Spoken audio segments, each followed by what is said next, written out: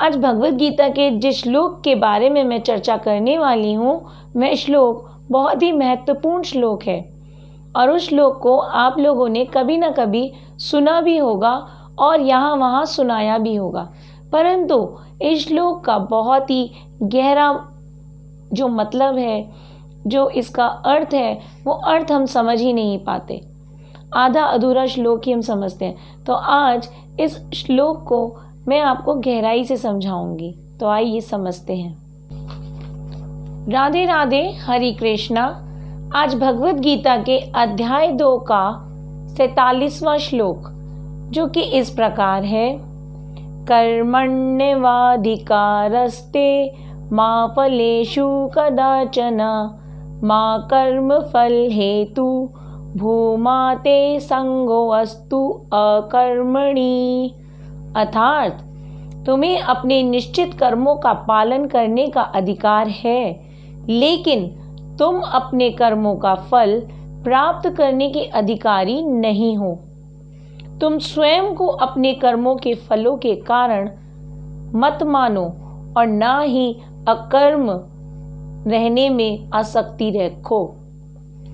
तो श्री कृष्ण अर्जुन को ज्ञान और भक्ति दोनों बताते हैं, परंतु उनको ऐसा लगता है कि ज्ञान और भक्ति से काम नहीं चलेगा, इसलिए अब वे अर्जुन को कर्म योग सिखाते हैं। वो अर्जुन को निष्काम योग भी बताते हैं। कर्मण्येवाधिकारस्ते मा फलेषु कदाचन, ये श्लोक आपने कई बार सुना होगा और इसको कई बार आपने लोगों को सुनाया भी होगा, परंतु इस श्लोक का जो निहित अर्थ है, जो गहराई वाला अर्थ है, वो हम बहुत कम लोग समझ पाते हैं। कर्मण्येवाधिकारस्ते, तुम्हें अधिकार है कि तुम कर्म करो। माँ का अर्थ होता है नहीं। फलेषु कदाचन, परंतु तुम्हें कभी भी फल की इच्छा नहीं करनी चाहिए। बस हम इस श्लोक को इतना ही समझते हैं कि कर्म करो और फल की इच्छा ना करो, परंतु ऐसी स्थिति कैसे प्राप्त हो? क्या कोई मानव बिना फल की इच्छा के कर्म कर सकता है? सब तो फल की इच्छा पहले जानते हैं, तब उस कर्म को करते हैं। तो इस श्लोक को हम आधा ही समझ पाते हैं कि कर्म करो और फल की इच्छा ना करो, परंतु इस श्लोक में बहुत कुछ है। म कर्म फल हेतु, और ना ही तुम्हें स्वयं को अपने कर्मों के फल का कारण समझ लेना चाहिए। यही गलती हम करते हैं। हम सोचते हैं हम ये काम कर रहे हैं तो हमारे द्वारा ही ये काम हो रहा है, ये काम अन्यथा हो ही नहीं सकता। माते संगो अस्तु अकर्मणि, ना ही तुम कर्म ना करने की और आसक्ति रखो, यानी तुम कर्म की फल की इच्छा ना करके तुम ऐसा ना करना कि तुम कर्म ही ना करो।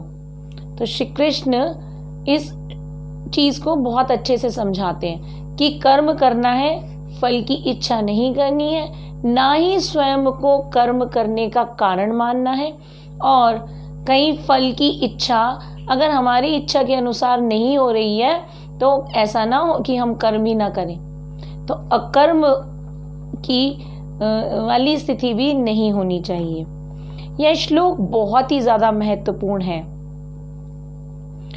तो कृष्ण इस श्लोक में कहते हैं कर्म करो परंतु फल की इच्छा बिना फल में आसक्ति नहीं रखनी है, क्योंकि क्या होता है जब हम कर्म करने में फल की इच्छा रखते हैं तब कर्म का कारण स्वयं बन जाते हैं, और जब कर्म का कारण हम स्वयं को मानने लगते हैं तब क्या होता है, कर्म का आनंद ही हम लेते रह जाते हैं और फल से निराशा हमें प्राप्त होती है।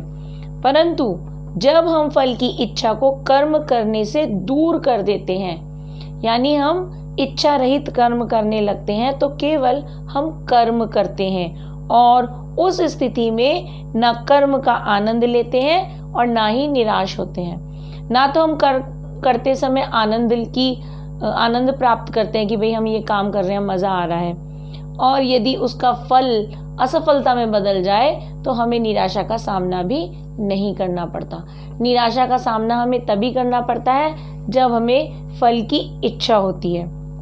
केवल और केवल हमें कर्म करना है, फल की इच्छा नहीं करनी है। सुनने में ये बहुत आसान है, परंतु इसको जीवन में लाना बहुत कठिन है।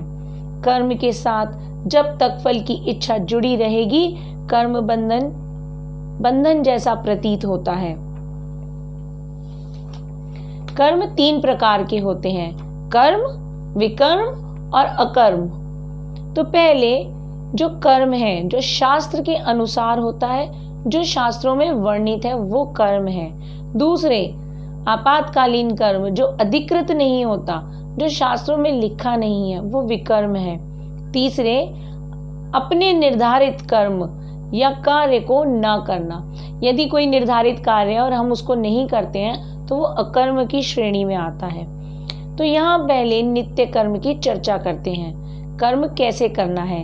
कर्म के फल से हमें बंधना या जुड़ना नहीं है। उदाहरण के लिए देखते हैं कि हमें कभी ना कभी दवा लेनी पड़ती है, चाहे हमारा मन हो या ना हो, हमें दवा लेनी ही पड़ती है। क्यों लेनी पड़ती है दवा? क्योंकि चिकित्सक ने उस दवा को एक पर्चे पे लिख दिया है और निर्धारित कर दी है, तो हमें वो दवा लेनी ही है, चाहे हमें उससे हम ठीक हो या ना हो, है ना। तो हमें दवा लेनी है क्योंकि डॉक्टर ने निर्धारित कर दी है। ठीक उसी प्रकार हम चाहें या ना चाहें कर्म करने पड़ते हैं, परंतु कर्म करने के उपरांत फल की कामना भी नहीं करनी है। जैसे दवा लेते समय हम ये नहीं सोचते कि इस दवाई से हम ठीक भी होंगे या नहीं, क्योंकि डॉक्टर ने पहले लिख दी है तो पहले हम उसको चेक करेंगे, खाएंगे।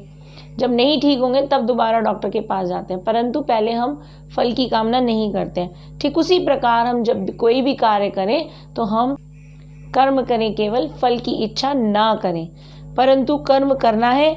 जैसे बीमारी ठीक हो या ना हो, दवाई लेनी ही पड़ती है। यदि हम ऐसे ही फल की कामना के बिना कार्य करेंगे तो फल से जुड़ाव महसूस नहीं करेंगे। कर्म के फल से बंधन मुक्त रहकर कर्म करने की कला हमें मुक्त करती है और मुक्ति की ओर ले जाती है।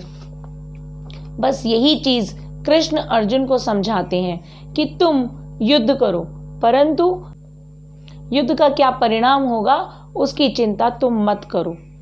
युद्ध इसलिए करो क्योंकि तुम क्षत्रिय हो और क्षत्रिय का धर्म होता है युद्ध करना। परंतु अर्जुन तो युद्ध करना ही नहीं चाहता। फल की कामना को तो छोड़ो, वह तो युद्ध ही नहीं करना चाहता। इसलिए कृष्ण इस श्लोक में कहते हैं, माते संगो अस्तु अकर्मणि, ना ही अकर्म में आसक्ति रखो। अर्जुन क्योंकि फल सोच रहा है कि मेरे परिजन मारे जाएंगे, उसने फल पहले ही सोच लिया है और इसलिए वह अकर्म की ओर बढ़ रहा है। वो काम नहीं करना चाहता, वो युद्ध नहीं करना चाहता। इसलिए श्री कृष्ण कहते हैं, फल की कामना के कारण तुम अकर्म में भी आसक्ति ना रखो। ऐसा ना हो कि तुम कर्म ही ना करो। तो वो अर्जुन को कहते हैं कि तुम युद्ध करो। युद्ध करना तुम्हारा धर्म है। तुम फल की सारी कामना छोड़ दो, फल के साथ जुड़ाव को छोड़ दो और केवल कर्म करो, और कर्म है कि युद्ध करो। अब कर्म फल धनात्मक भी हो सकता है और ऋणात्मक भी हो सकता है। जब हम किसी अच्छे फल की इच्छा से कर्म करते हैं तब कर्म फल का जुड़ाव धनात्मक यानी पॉजिटिव होता है। ठीक इसके विपरीत जब फल पता होता है कि अच्छा नहीं है या इच्छा के अनुसार ही नहीं है और इसलिए व्यक्ति कर्म ही ना करे, ऐसे में कर्म फल का जुड़ाव ऋणात्मक होता है।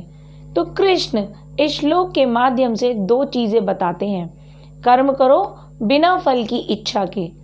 दूसरा, कर्म फल के कारण कर्म ना करना ठीक नहीं है, परंतु इस जीवन में इसको लागू किया जाए, बस यही परेशानी है।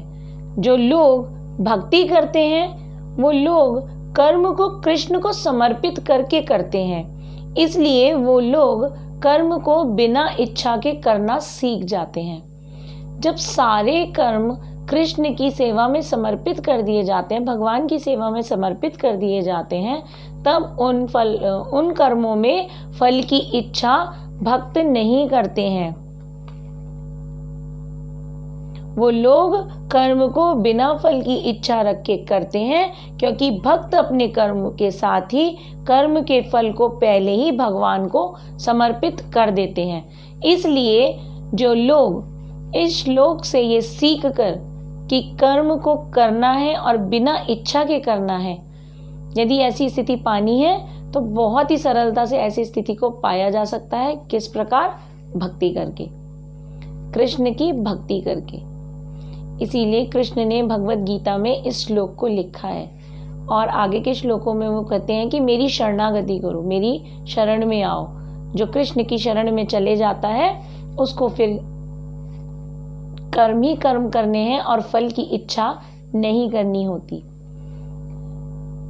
इसी के साथ राधे राधे, हरे कृष्ण, हरि बोल।